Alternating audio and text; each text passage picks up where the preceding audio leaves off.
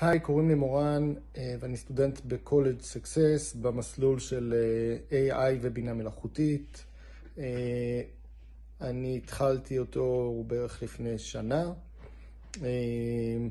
ואני חייב להגיד שמהרגע הראשון היה לי נורא נעים וכיף עם הצוות המקצועי של המכללה, וזה התחיל בכלל בבחירה של המסלול, והמון סבלנות, וענו לי על כל השאלות שהיו לי, ועזרו לי גם לבחור ממש את המסלול שהכי התאים למה שאני רציתי ולמה שחיפשתי, כי גם בתחומים האלה יש גם סייבר והיה גם פול סטאק, ובסוף אחרי הרבה הסברים והבנה של ההבדלים בין המסלולים ולאן אחרי זה אני אוכל להגיע ברמה המקצועית, באמת עשיתי את הבחירה במסלול של ה-AI ובינה מלאכותית, והתחלתי את המסלול.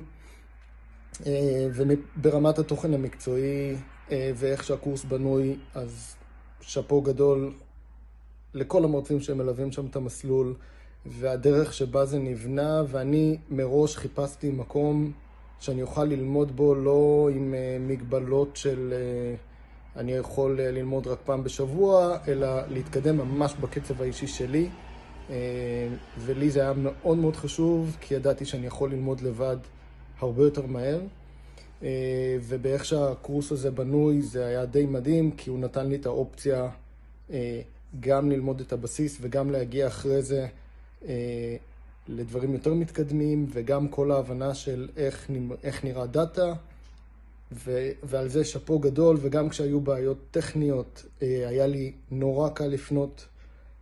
נכון שלא כל התשובות מגיעות תוך 5 דקות, אבל ממש בהפרש של כמה שעות עד יום למחרת גם הדברים נפתרים ומאוד בקלות.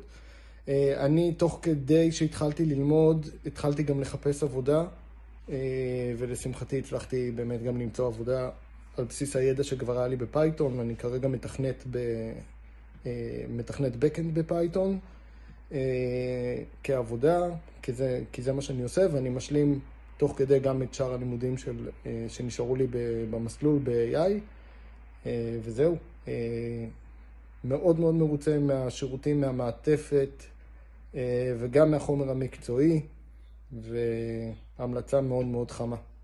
יום טוב, ובהצלחה לכולם.